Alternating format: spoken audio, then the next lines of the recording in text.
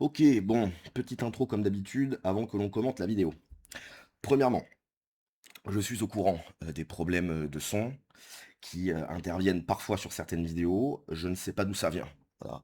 Je ne sais pas si ça vient du micro, je ne sais pas si ça vient du PC. C'est un peu pénible puisque quand je commence la vidéo, il n'y a pas de problème. D'un coup, ça va déconner. Bon, bref, je vois pas où est le souci. Donc, si ça continue, je rachèterai un nouveau micro et on verra. Si ça venait du micro ou si ça venait du PC. Voilà, je m'excuse pour ces problèmes un peu techniques. Mais bon, comme c'est les vacances, bon, je vais pas racheter un nouveau micro pendant les vacances. Ensuite, comme c'est les vacances, effectivement, hein, je fais passer en premier plan les vacances plutôt que les vidéos. Vous me pardonnerez. Donc, c'est vrai que j'ai un petit peu de retard. Voilà, hein. Même, je crois que j'ai 4 heures de retard. Vous m'excuserez. Bon, bref, alors, Guillaume Play porte plainte pour diffamation contre plusieurs médias ayant relayé ou présenté comme établi des accusations graves. Je crois que c'est ma quatrième vidéo sur Guillaume Play. Je suis pas trop sur YouTube, je sais pas si les autres en parlent aussi, que ça soit Psyodélique, Cro-Blanc, etc. Je crois que Psyodélique en parle, un peu. Les autres, je sais pas. Moi, c'est ma quatrième vidéo parce que, alors je suis pas là pour défendre Guillaume Play, je sais pas si euh, les faits sont avérés, je ne sais pas, je ne le connais pas, je ne sais pas qui est cette personne.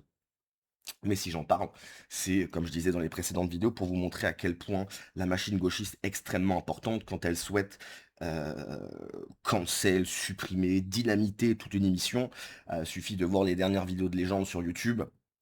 Il y a un max de dislikes, etc. C'est-à-dire que Guillaume Play, avec son média, c'était le premier média en tant qu'interview. Et ils l'ont absolument démonté, si tu veux. Ils l'ont démonté parce que le mec a commencé à inviter des gens qui ne souhaitaient pas inviter. Donc, si les faits, voilà, qu'il a envoyé des messages à des mineurs de 14 ans, etc., c'est inexcusable, bien évidemment que je vais pas prendre sa défense si c'est vrai. C'est peut-être pas vrai, je ne sais pas. Si c'est vrai, c'est indéfendable. Mais le point, moi, qui m'intéresse le plus, c'est effectivement de s'apercevoir à quel point la machine gauchiste est extrêmement violente, extrêmement efficace. C'est-à-dire que le mec était numéro un, maintenant, voilà, son émission, elle est peut-être finie, si tu veux. Elle est peut-être finie.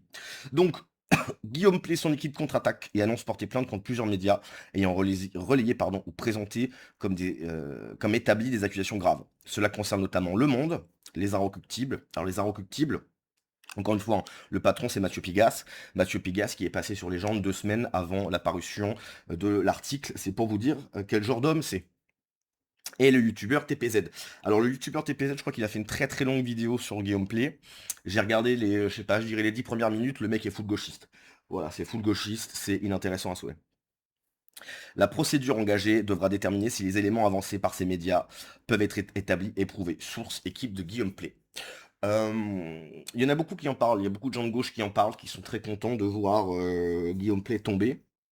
Et la raison est toute simple. C'est-à-dire que le mec marche à mort, le mec se fait v'là la thune. J'imagine que la chaîne YouTube, elle tourne à fond, etc. Il gagne beaucoup d'argent. Et donc voilà, bon, si ça s'était arrêté là, ça va, mais comme je disais, il a commencé à inviter des personnes que les gauchistes ne souhaitent pas, voilà. Ils ne souhaitent pas que Bernard Arnault puisse passer sur un média, et être vu comme une personne normale, hein, parce que Bernard Arnault, c'est le diable pour les gauchistes. Hein. T'imagines, le mec est multimillionnaire, enfin multimilliardaire, pardon, etc. C'est le diable. Hein, il faut le diaboliser à tout prix, il faut que les gens le haïssent. Voilà. Donc si le mec passe sur Légende et les gens se rendent compte qu'il est cool, ils aiment pas ça. Pardon, désolé. Bon, on va lire quand même l'article de BFM. L'ancien animateur radio et fondateur du média Légende, Guillaume Play, a annoncé le dépôt de plusieurs plaintes en diffamation après la publication de différentes enquêtes le concernant. Guillaume Play riposte. Accusé d'avoir entretenu des échanges supposés avec des filles mineures, à l'époque où il travaillait sur Énergie, le responsable du média Légende, une chaîne YouTube aux 3,8 millions d'abonnés, c'est énorme, a annoncé le dépôt de plusieurs plaintes en diffamation, a appris BFM TV. Ces plaintes visent le magazine Les Inrecuptibles, le quotidien Le Monde, ainsi que le youtubeur TPZ, qui ont tous les trois publié des enquêtes sur l'ancien animateur de télévision et de radio. Celle-ci relayait notamment des témoignages de plusieurs femmes, mineures à l'époque, et des messages à caractère S de l'animateur. Nous avons décidé au nom de Guillaume Play et de la société Légende de déposer plusieurs plaintes en diffamation à l'encontre de médias ayant relayé ou présenté comme établis des accusations graves et mensongères. Fait savoir maître Jade d'où cela à BFM TV. Alors même que les éléments de nature et les contredire avaient été portés à leur connaissance, affirme le conseil de l'animateur. Guillaume Play affirme que plusieurs personnes avaient accès à ses comptes. Donc oui, il y a ça aussi, c'est-à-dire que Guillaume Play a avancé comme argument, oui, mais en fait, ce compte-là, tout le monde, enfin toute mon équipe d'avant avait accès à ce compte, donc c'est pas forcément moi qui ai envoyé les messages. Et t'as plusieurs de ses anciens collègues qui ont dit non, Guillaume, tu mens, etc. Donc deux possibilités.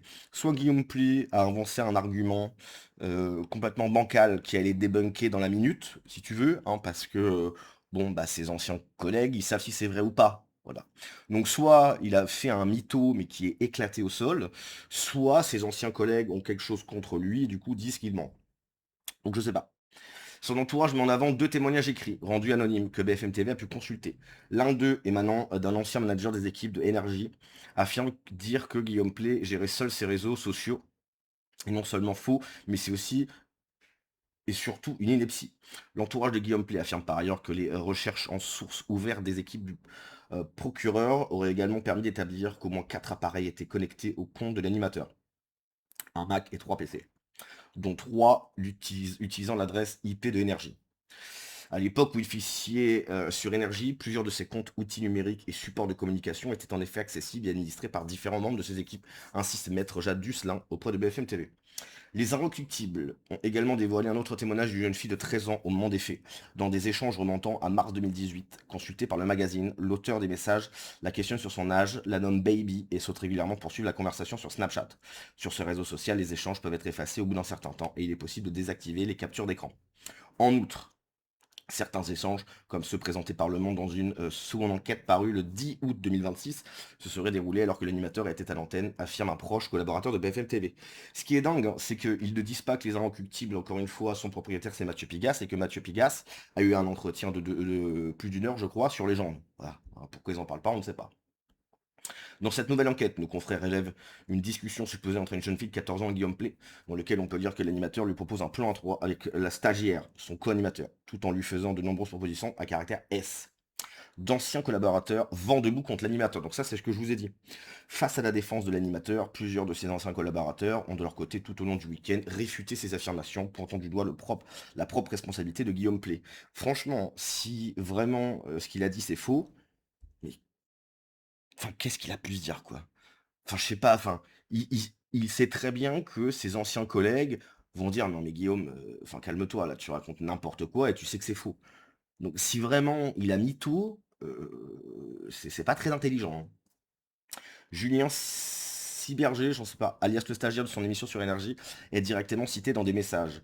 Annonce envisager une action en justice pour diffamation publique. Amina, une ancienne chroniqueuse, estime que faire porter la responsabilité des échanges sur ses collaborateurs n'est pas acceptable. Aujourd'hui, on essaie de nous faire porter des responsabilités qui ne sont pas les nôtres. Et je ne laisserai personne écrire une histoire qui n'est pas la nôtre. A-t-elle soutenu dans une story sur Instagram. Émeric Bonnery, qui avait récupéré la case de la libre antenne après le départ de Guillaume Play de l'Énergie, a expliqué de son côté qu'il récupérait ses stagiaires et collaborateurs au fond du seau, tandis que son co-animateur pendant 5 ans, Florent Legars, a ajouté que les équipes n'ont jamais eu accès à ses vidéos privées. Je n'accepterai pas que tu essaies de faire croire que c'était nous. De son côté, Guillaume Play et son conseil expliquent se réserver le droit d'attaquer ceux qui franchiraient les limites fixées par la loi en relayant les informations mensongères ou diffamatoires. Donc, on verra. Je pense que c'est pas du tout terminé, hein, cette histoire, bien évidemment. On verra jusqu'où ça va aller. Je pense que ça va être compliqué, hein, pour Guillaume Play de se relever de ça. Le mec était numéro un. Toutes ses vidéos, maintenant, c'est mass dislike. On avait regardé ça dans une précédente vidéo. Mass dislike. J'imagine que beaucoup d'invités ne vont plus vouloir venir. Il gagnait beaucoup d'argent, hein, il gagnait beaucoup d'argent avec les gens de business, je crois. C'est-à-dire que tu avais des mecs qui payaient 75 000 euros pour venir, pour faire la promotion de ce qu'ils ont à vendre, etc. En 75 000 balles, c'est énormément d'argent. Mais bon, les gens, voilà, c'est une grosse machine, si tu veux. Donc en termes de publicité, c'était énorme. Donc c'était un bon investissement. Donc voilà, je pense que c'est finito, hein. Alors après, jusqu'où ça va aller, je ne sais pas, mais je pense très sincèrement que c'est finito pour Guillaume Play, et ça montre à quel point la gauche est dangereuse. Ça montre à quel point, parce que nous, c'est impossible. Nous, on n'a pas tout ce qu'a la gauche, pour pouvoir faire ça. On peut pas cancel un mec et cetera, c'est pas possible. Alors ils se cancellent eux-mêmes, hein, comme, Dany et Raz et cetera. Dany qui était en roue libre, je sais plus quoi, bon on va pas revenir sur l'affaire, donc ils se cancellent eux-mêmes. Mais nous à droite, on n'aura jamais, enfin pour le moment en tout cas, on n'aura jamais cette possibilité de cancel un mec de gauche. C'est impossible, impossible. Donc bref, allez, je vous dis à la prochaine. Ciao les gars.